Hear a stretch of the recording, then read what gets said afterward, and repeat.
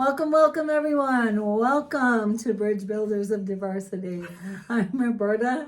This is Sherry, and this handsome devil behind us is Nathan. And today we are going to discuss sibling relationships and the value of these relationships between typically developing people and people with disabilities.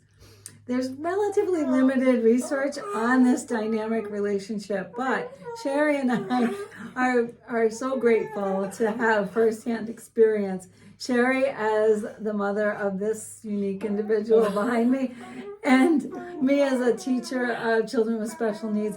I also had the unique opportunity to be in the home as a direct support professional with working with families. So I got to work with siblings and children with special needs, and I had an opportunity to witness that dynamic relationship and the joys and the struggles of these relationships. It's so hard to concentrate. But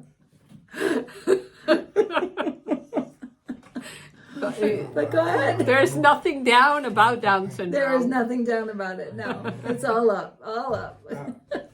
So when Nathan was born with Down syndrome, nothing down about Down syndrome. Absolutely not.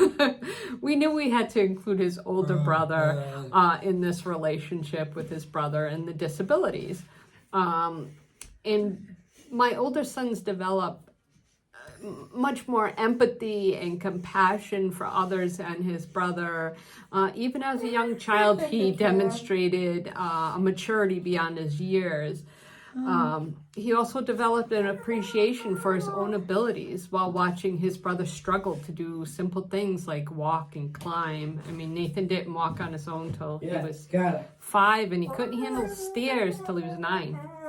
So those are things, examples that his brother had to watch. So his brother appreciates how athletic he is and how easy his physical body came to him. And the entertainment. One of the strategies that family counselors recommend at theparentleague.org is to communicate with your children. Listen carefully and acknowledge your child's feelings, both the positive and the negative. Let them know that you understand that that it's okay to have these feelings. And the most important thing is to be available and to engage in these conversations with your children.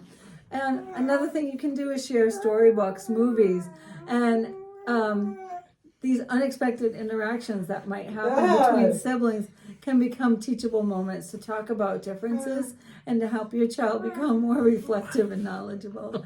Mercy. Even as a young child, we discussed with our oldest son the reason why his brother was different and the level of support that we were providing in order to help develop his potential. As you can see, he's developed potential.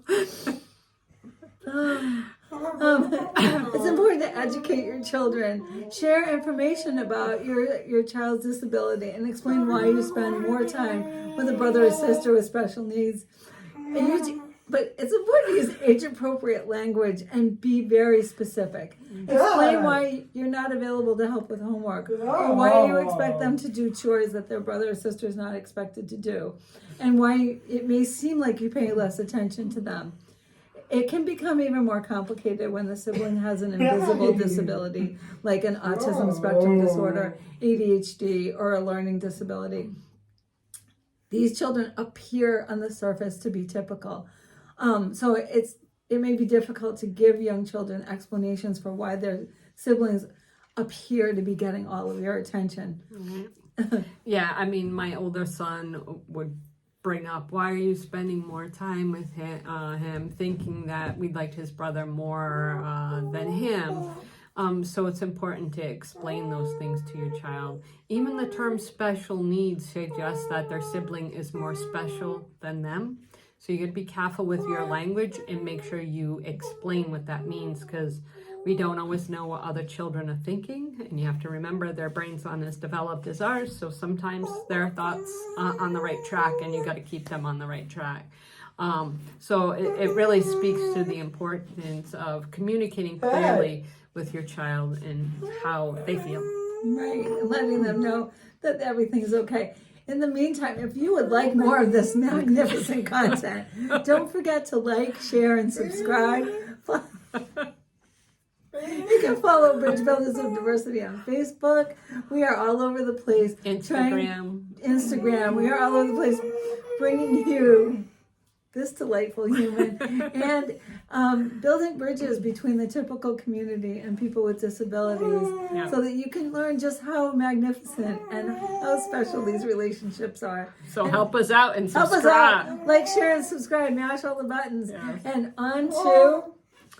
Address individual needs. Each child is unique with individual strengths and weaknesses. Remember to recognize each child's efforts and intentions. Do not give your typical developing child too much caretaking responsibility. That's very important. Have age-appropriate expectations and do not demand only responsible behavior. Because family life is often driven by the interest and capabilities of the child with special needs compared to a typical family that doesn't have that one person that everything revolves around. Because of routines and stuff, sometimes you have to sacrifice that and make appropriate adaptations, but not at the expense of the developmentally appropriate routines for the typical sibling. Like my oldest son always played hockey and soccer, and he did Boy Scouts. We got him to those activities one way or the other, so he could have that his time. Right, and that's what's developmentally appropriate. He wasn't expected to babysit at an early age. Another important suggestion is not to label or compare. Don't unintentionally label your children as the smart one, the problem one, the talented one, the funny one. And don't compare children to each other or others. This is a trap that only leads to feelings of inadequacy. And over time, differences between siblings become more obvious as one child outperforms the other. And they might make friends more easily, get better grades, and seem to have easier relationships with their parents. So there's no need for you to start that comparison or to make those comparisons. Let them know that they're all loved for who they are. Right. Yeah. And another important thing is create a safe environment. Sibling rivalry and sibling conflict are normal. Any of us who have siblings know that. Children learn about getting along with other people when they try to solve interpersonal problems. Give your children time to resolve conflict, but intervene when the situation is unsafe. It is important to protect your children. Siblings who are impulsive and physically aggressive should be monitored and taught self-calming skills. Here's a really important one. Take time for self-care and self-reflection. The more parents can take care of their own needs and have some perspective, the more they can be present and sensitive to each child's needs. Taking care for oneself can lead to better coping and problem-solving skills, more flexibility, and greater ability to respond rather than react. Self-care also strengthens a parent's marital or co-parenting relationships. So this is advice for every parent out there. Take care of yourself. You cannot pour from an empty vessel. Right. Use available resources. There are a number of resources that can help your typical developing child better understand a sibling's issue and discuss feelings and concerns. Like my oldest son got to go to a class with all the typical siblings of somebody who had disabilities, and they had a counselor, and they got to go to this group. It was a great thing. Another resource is child or family therapy. Another excellent resource is sibling support groups, like I just talked about, which are offered through different agencies. Ours was done through our hospital. Being with other children who share similar issues can be very healing because it normalizes the child's experience and creates an opportunity to express thoughts and feelings and feel understood with all the distractions. Please remember that this video is for educational and entertainment purposes only, and not designed to take the place of a medical professional's advice. If you need a professional, please reach out for help and contact a professional in your area. In the meantime, we love you so much. We appreciate you taking the time out with us to talk about this dynamic and entertaining subject. Yes, don't forget to like, share, Like, share, and subscribe. Thank you. Thank you.